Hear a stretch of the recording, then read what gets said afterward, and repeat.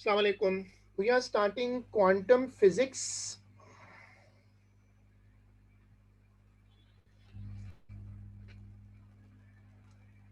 We are starting quantum physics in our class.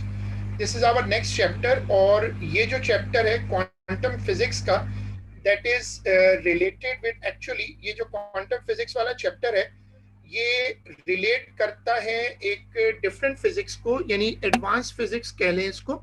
सब लोग heading डालिएगा quantum physics new chapter.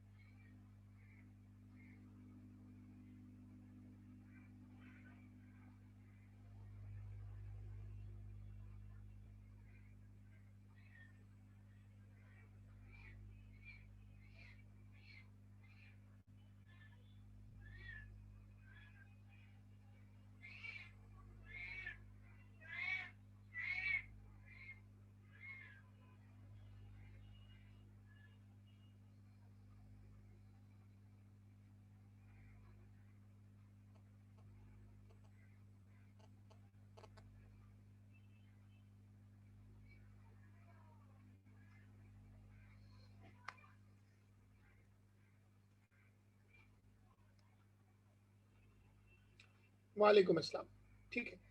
We are starting this chapter. The name of the chapter is Quantum Physics. आप heading डालिएगा Introduction.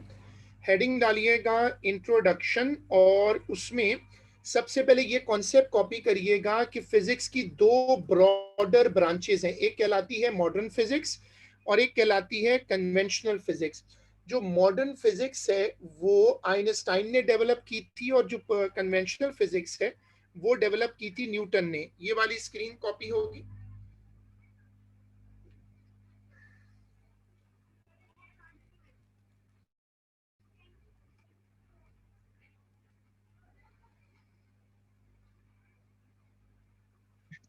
Sir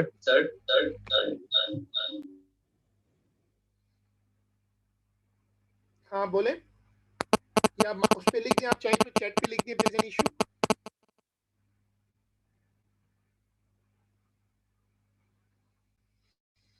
ये वाली screen copy करेगा. आप मुझे व्हाट्सएप पे भी लिख के भेज सकते हैं. If any have any problem. Sir वो चैट देखते रहेगा वो. मैं कंप्यूटर पे ऑनलाइन आया हूँ तो माइक नहीं है. ठीक है, तो ये कॉपी कर लें, वरना आप मुझे व्हाट्सएप पे भी लिख के भेज सकते हो। अगर वो मुझे इसको खोलना पड़ता है पूरा, तो आप मुझे ग्रुप पे पोस्ट ना करना, अलग से चलें चलें, ठीक पोस्ट ठीक है, मैं कर दो, तो व्हाट्सएप आई कर कैन दूंगा। सी इट ना। ठीक है, ठीक।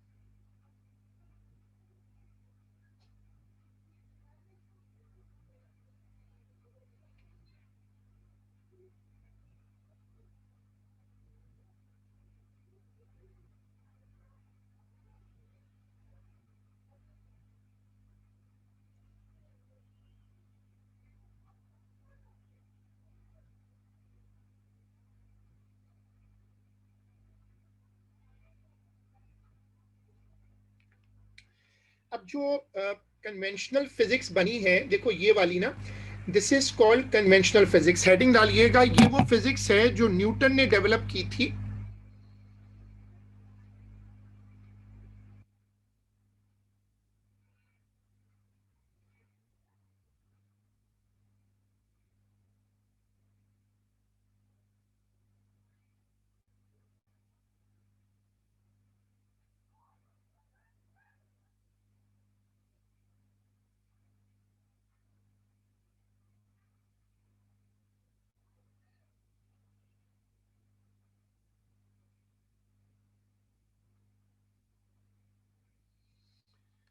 हेडिंग है कन्वेंशनल फिजिक्स। अब ये जो फिजिक्स है, ये न्यूटन ने डेवलप की थी। इसके मेन जो काम था उस बंदे का, इसमें न्यूटन था। उसके बाद हाइगन्स इन्वॉल्व था, जिसने रिफ्लेक्शन, रिफ्रैक्शन, डिस्पर्जन, डाइफ्रैक्शन ये चीजें ज्यादातर वो हैं, इनमें से मेजॉरिटी वो हैं जो आपने या तो ओ लेवल में पढ़ी हैं या एएस में। ये वाली फिजिक्स न्यूटन ने बनाई थी, इसको कहते हैं कन्वेंशनल फिजिक्स। तो ये कॉपी होगा।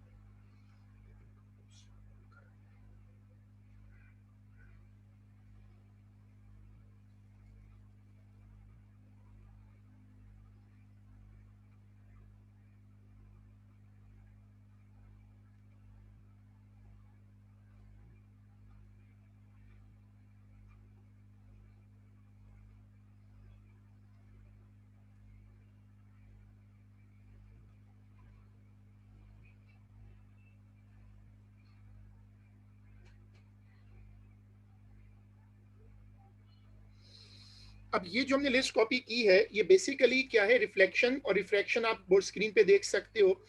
इसको कहा करते थे डाइफ्रैक्शन। पेपर 5 में इसके सवाल आपको मिलेंगे।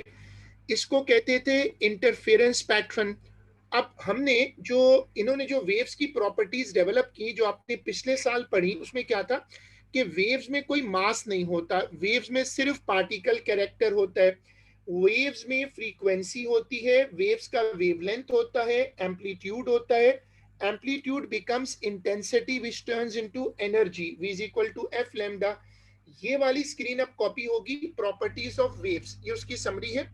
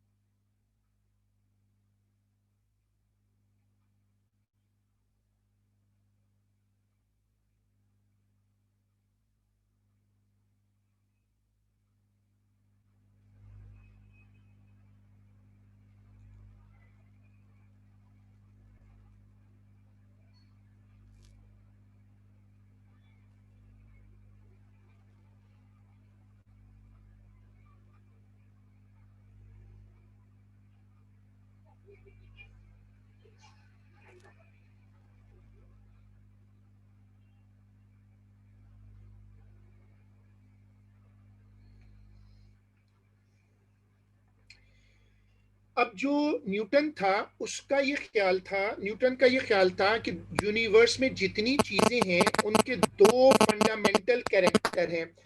एक कहलाता है पार्टिकल कैरेक्टर और दूसरा कहलाता है वेव कैरेक्टर। न्यूटन का ख्याल था कि यूनिवर्स में हर चीज दो तरह से, या तो वो प्योर पार्टिकल है या प्योर एनर्जी है, वेव कैरेक्टर है। मतलब न्यूटन ने ये सोचा था कि चीजें या तो मास होती हैं या फिर चीजें एनर्जी होती हैं। तो अब ये वाली स्क्रीन कॉपी होगी, ये वाली।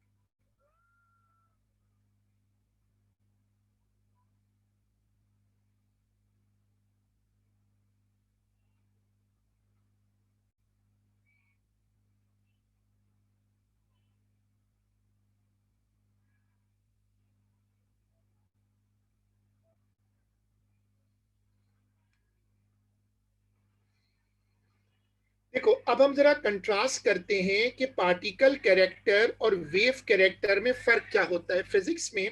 इन दोनों कैरेक्टर्स में क्या फर्क है? मास, मोमेंटम और प्रेशर। ये जो तीन चीजें आपको नजर आ रही हैं, ये जो तीन चीजें हैं, इनको कहते हैं कि ये सिर्फ पार्टिकल्स में होती हैं। वेव कैरेक्टर में क्या होता है? एनर्जी, वेवलेंथ, फ्रीक्वेंसी, ये चीजें हमें तो नहीं होती, हमारा कोई वेवलेंथ नहीं होता, हमारी कोई फ्रीक्वेंसी नहीं होती। इसको कहते हैं प्योर वेव कैरेक्टर। और ये है प्योर पार्टिकल कैरेक्टर। मास, मोमेंटम, प्रेशर, ये सिर्फ मास में होता है। तो न्यूटन का ख्याल था कि दो अलग कैरेक्टर दुनिया में एग्जिस्ट करते हैं। ये वाली स्क्रीन कॉपी करिएगा, ये वाली स्क्रीन कॉपी करिएगा।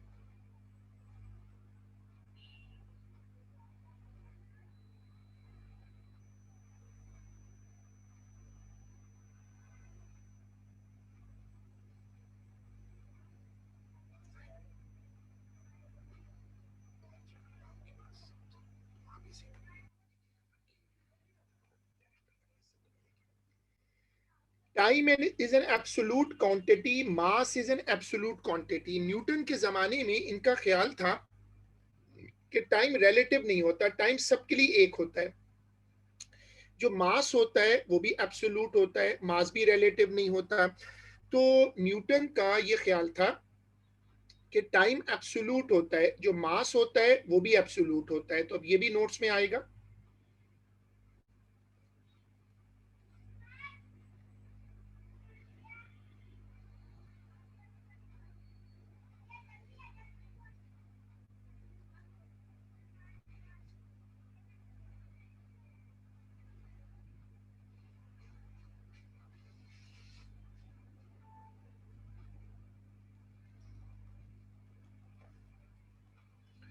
अब हेडिंग डालिएगा 2 लाइनें छोड़कर। जो शुरू में फिजिक्स बनी थी वो बनी थी न्यूटन की वजह से, न्यूटन का बहुत बड़ा कंट्रीब्यूशन था।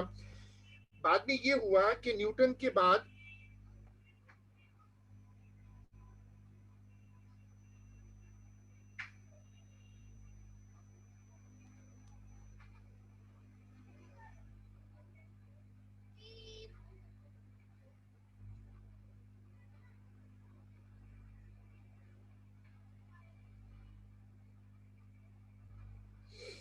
देखिए, बाद में ये हुआ कि न्यूटन के बाद काफी अरसा न्यूटन और उसके साथ के लोगों ने वर्क किया।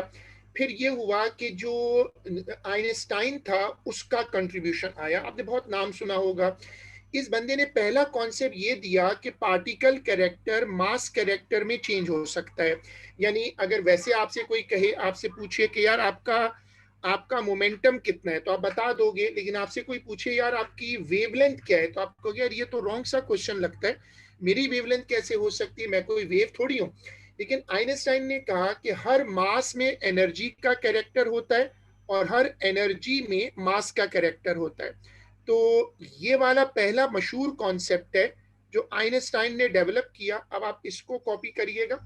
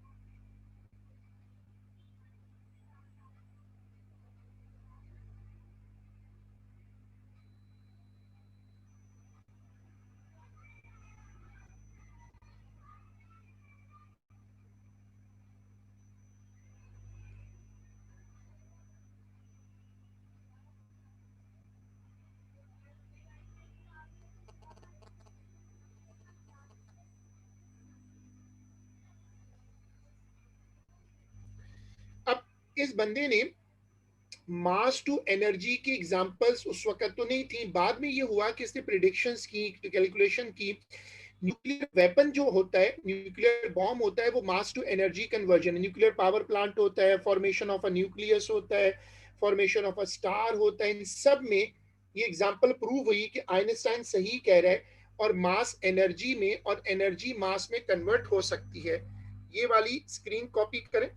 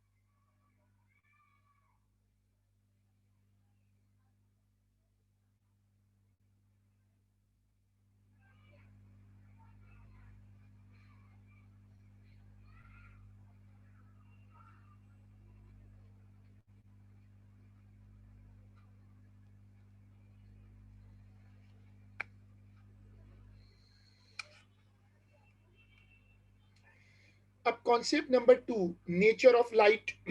इस पर न्यूटन इसने काम किया। नेचर ऑफ लाइट पर इस बंदे ने काम किया, आइंस्टाइन ने। और उस जमाने में लाइट के बारे में क्लैरिटी नहीं थी कि लाइट है क्या, लाइट में पार्टिकल्स होते हैं या नहीं होते। इस बंदे ने पहली मर्तबा कहा कि लाइट के अंदर पार्टिकल्स होते हैं, छोटे छोटे पार्टिकल्स होते हैं जो हमें नजर नहीं आते, और उसको नाम दिया गया क्वांटा का। ये नाम सबसे पहले एक और साइंटिस्ट ने दिया था, और उस साइंटिस्ट को कहा जाता है मैक्स प्लैंक। फिर इसने उस कॉन्सेप्ट को मॉडिफाई किया। तो आप लिखिएगा concept number 2, nature of light, ये कॉपी करिएगा।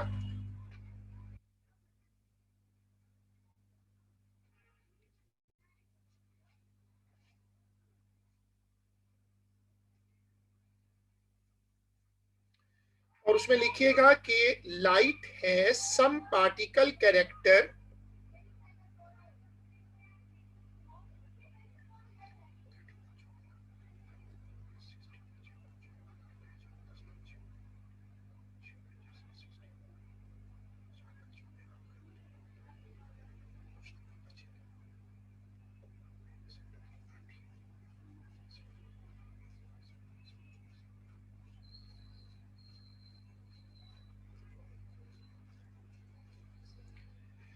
लाइट है सम पार्टिकल कैरेक्टर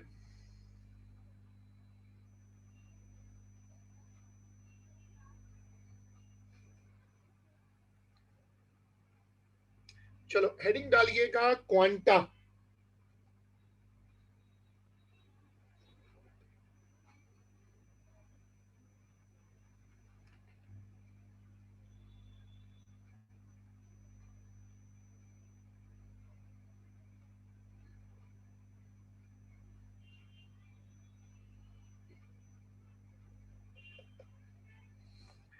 क्वांटा के बारे में सबसे पहले कॉन्सेप्ट बनाओ कि एनर्जी के बारे में पुरानी फिजिक्स का ख्याल था कि एनर्जी कंटिन्यूअस ट्रेवल करती है। नई फिजिक्स का ख्याल है कि एनर्जी में छोटे छोटे पार्टिकल्स होते हैं।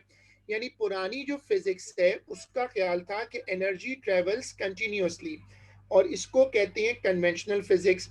नई फिजिक्स ने कॉन्सेप्ट ये डेवलप किया कि नहीं, एनर्जी के लाइट के अंदर भी छोटे छोटे पैकेट्स होते हैं, और इसको कहते हैं पार्टिकल नेचर ऑफ लाइट। तो अब ये वाली स्क्रीन कॉपी होगी।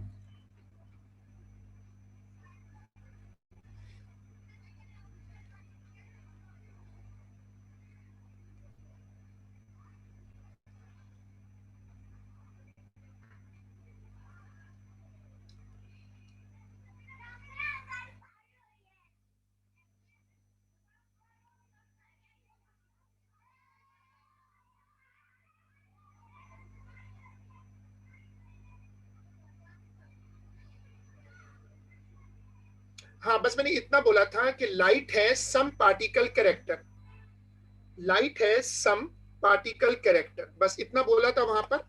और उसके बाद हेडिंग है क्वांटा, और क्वांटा के बाद ये कॉपी होगा।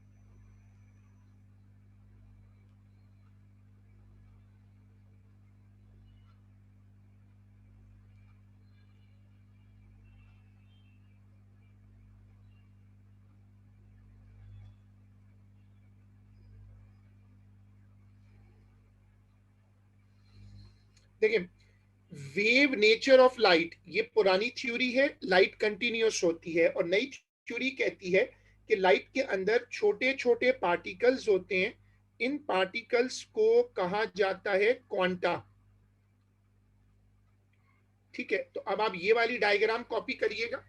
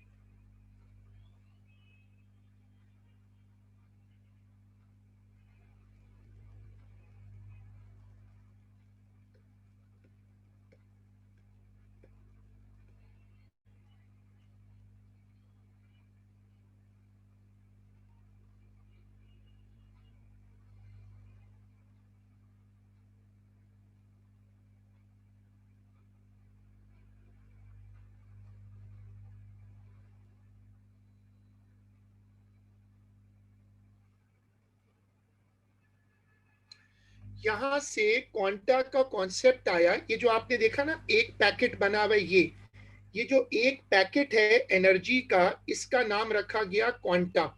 Quanta is a packet of energy, ये आपको नजर आ रहा है। और इसका मास और इसका वेव दोनों नेचर होती है, energy is quantize. Max Planck एक साइंटिस्ट था जिसने फर्स्ट टाइम ये आइडिया प्रेजेंट किया था कि एनर्जी क्वांटाइज होती है। क्वांटाइज का मतलब आप उसको काउंट कर सकते हैं, उसकी जो नेचर है वो पार्टिकल से मैच करती है। जैसे आप एक कमरे में जाएं तो आप कमरे में चेयर्स को काउंट कर सकते हैं, तो आप कहते हैं क्वांटाइजेशन हो रही है। जैसे इलेक्ट्रिकल चार्ज क्वांटाइज होता है। तो क्वांटा का मतलब था पैकेट ऑफ एनर्जी। इसमें जब पैकेट बोला तो मास आ गया, एनर्जी बोली तो वेव कैरेक्टर आ गया। ये वाली स्क्रीन कॉपी होगी।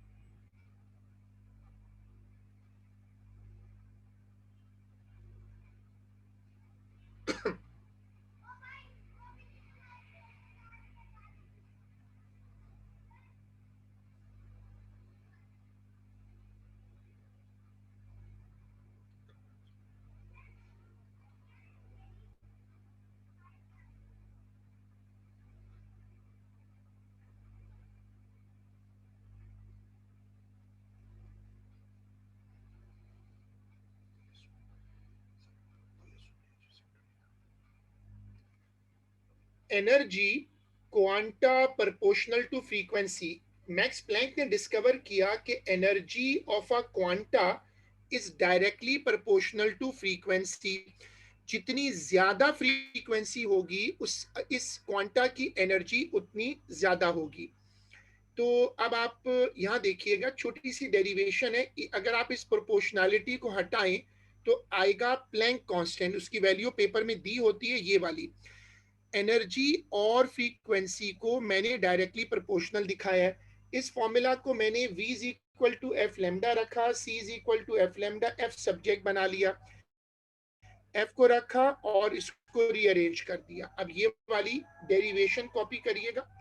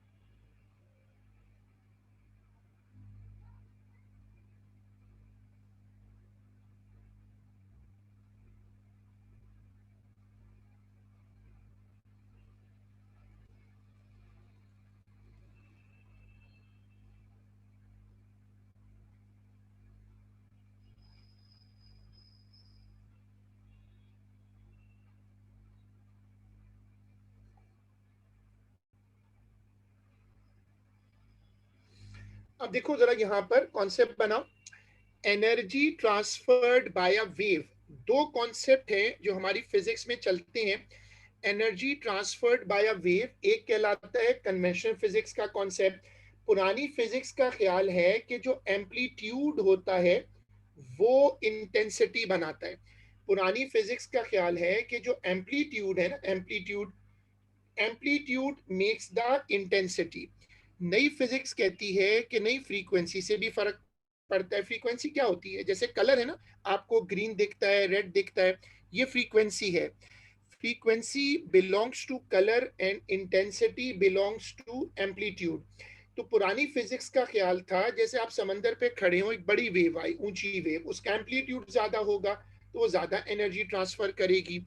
लेकिन नई फिजिक्स कहती है कि एनर्जी इस पे भी डिपेंड करती है कि जी वायलेट कलर की जो रे है वो ज्यादा एनर्जी ट्रांसफर करेगी रेड के मुकाबले में, क्योंकि वायलेट की फ्रीक्वेंसी ज्यादा है। ये वाली स्क्रीन कॉपी होगी।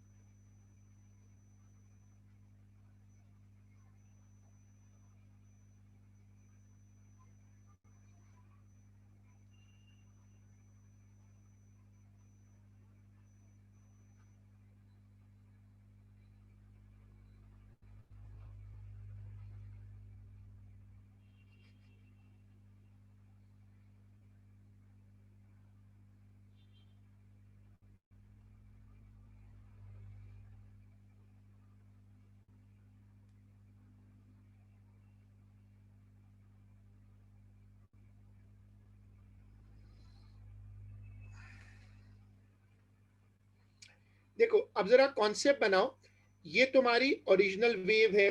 अब अगर तुम इस वेव को बड़ा कर दो, ये जो चीज है इसका मतलब है ग्रेटर एम्पलीट्यूड।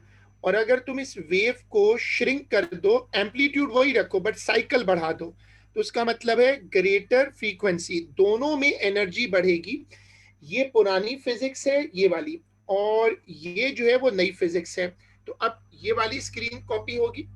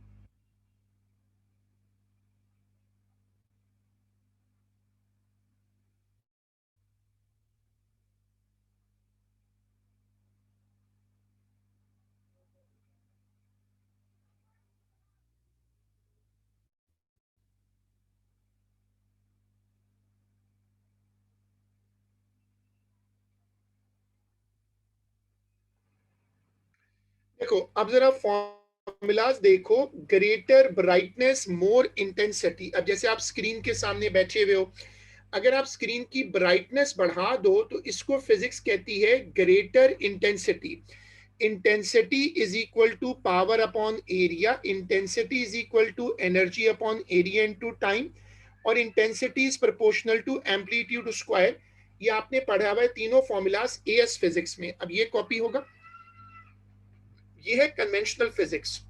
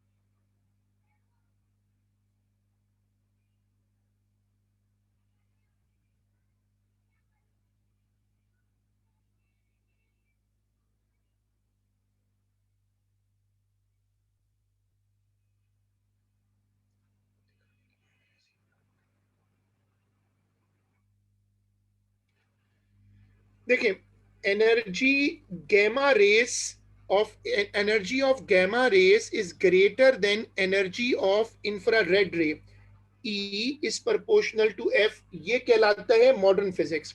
मॉडर्न फिजिक्स कहती है कि गैमा रेस के पास जो एनर्जी है वो इंफ्रारेड से ज्यादा होती है। ये वाली स्क्रीन कॉपी करिएगा, this is called modern physics.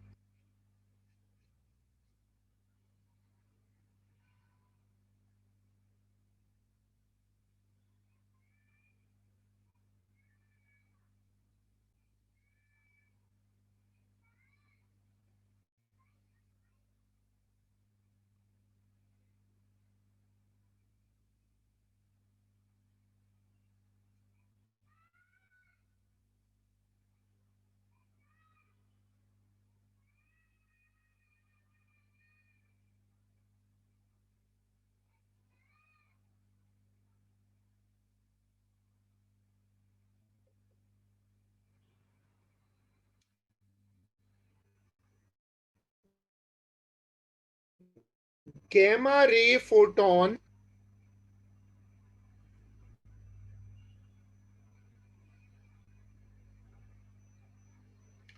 जो गैमा रे का फोटोन है उसकी एनर्जी हाईएस्ट क्यों है?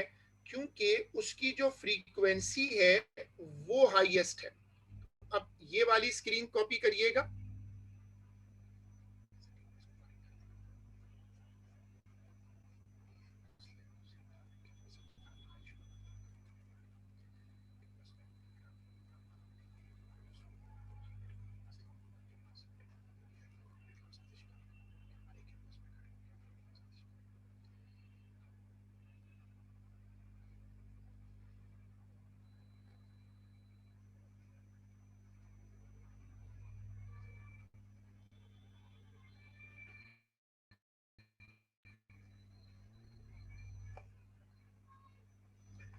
देखो अब तुम्हारे पास एक लैंप है, तुम उसको ब्राइट कर दो। जब तुम लैंप की ब्राइटनेस बढ़ाओगे तो फिजिक्स की टर्म में इंटेंसिटी बढ़ेगी। लेकिन तुम्हारे पास एक लैंप है, वो इंफ्रारेड है, उसकी जगह तुम अल्ट्रावायलेट लैंप लगा दो, इससे भी एनर्जी बढ़ जाएगी। तो एनर्जी दोनों तरीकों से बढ़ जाती है। अब हेडिंग डालिएगा वेव पार्टिकल ड्यूअलिटी, दो लाइनें छोड़कर हेडिंग डालिएगा वेव पार्टिकल ड्यूअलिटी।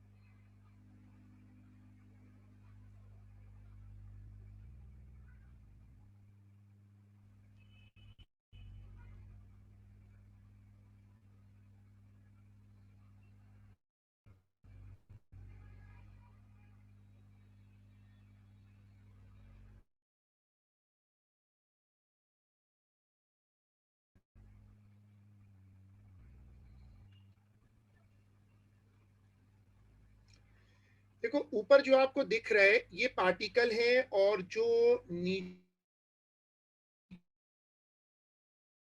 दिख रहा है ये वेव, और इसको कहते हैं वेव कैरेक्टर। अब दोनों कैरेक्टर एग्जिस्ट करते हैं, पार्टिकल कैरेक्टर और वेव कैरेक्टर। शुरू में लोगों का ख्याल था कि दो अलग अलग कैरेक्टर होते हैं।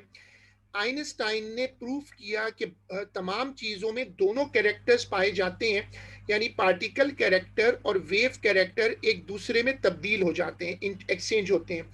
बोथ कैरेक्टर्स को एग्जिस्ट फॉर एवरी एंटिटी। आपको ये वाली स्क्रीन कॉपी करनी है।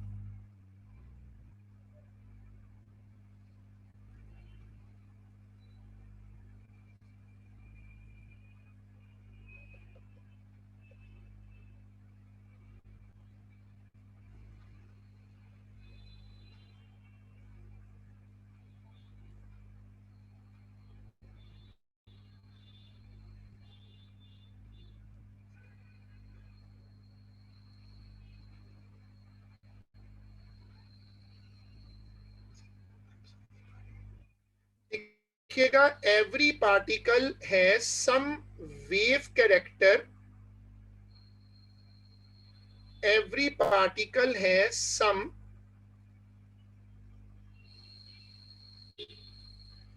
every particle has some wave character like an electron. Every particle has some wave character like an electron.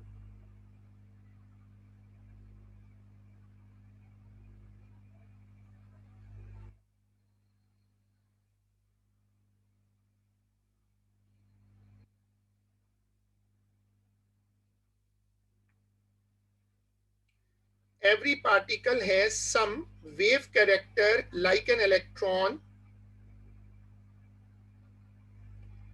while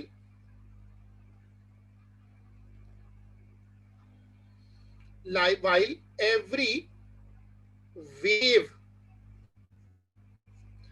like, sorry, every wave has some particle character. Every wave has some particle character like electromagnetic radiations, like electromagnetic radiations,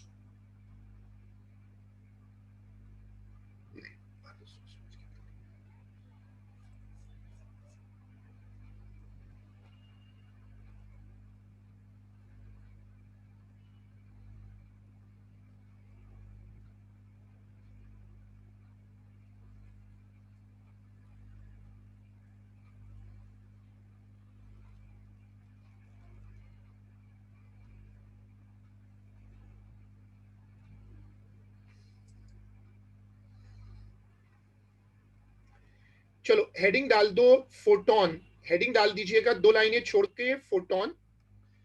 देखो wave particle duality का मतलब Einstein का ये था कि दुनिया में हर चीज में दोनों कैरेक्टर होते हैं, लेकिन कोई एक कैरेक्टर डोमिनेट होता है। जब हम अपने आप को देखते हैं तो हमारा पार्टिकल कैरेक्टर डोमिनेंट है, लेकिन जब हम रोशनी को देखते हैं, लाइट को देखते हैं, तो उसमें वेव कैरेक्टर जो है वो डोमिनेंट है। हेडिंग डालिएगा फोटोन और उसमें लिखिएगा कि फोटोन